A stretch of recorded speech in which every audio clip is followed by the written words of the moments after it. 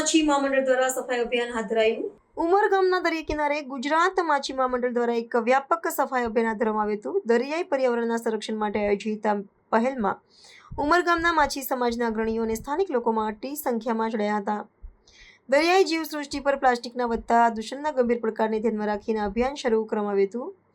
દરિયા કિનારે પ્લાસ્ટિકની થેલીઓ, બોટલો અને અન્ય નકામી વસ્તુઓનો મોટો જથ્થો તણાઈ આવતો હોવાથી આ સફાઈ ઝુંબેશ અનિવાર્ય બની હતી।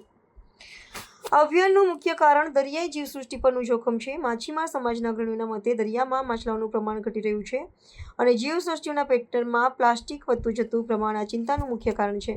રોજિંદા જીવનના કચરાના ભાગરૂપે દરરોજ હજારો કિલોગ્રામ પ્લાસ્ટિકની કચરો દરિયા કિનારે જમા થાય છે। આ પ્રદૂષણ દરિયાઈ જીવનને ગંભીર નુકસાન પહોંચાડે છે અને માછીમારીના વ્યવસાય પર પણ તેની નકારાત્મક અસર પડે છે। આ સફાઈ અભિયાન માત્ર કચરો દૂર કરવા પૂરતું સીમિત ન હતું, પરંતુ તેનો ઉદ્દેશ જનજાગૃતિ ફેલાવવાનો પણ હતો।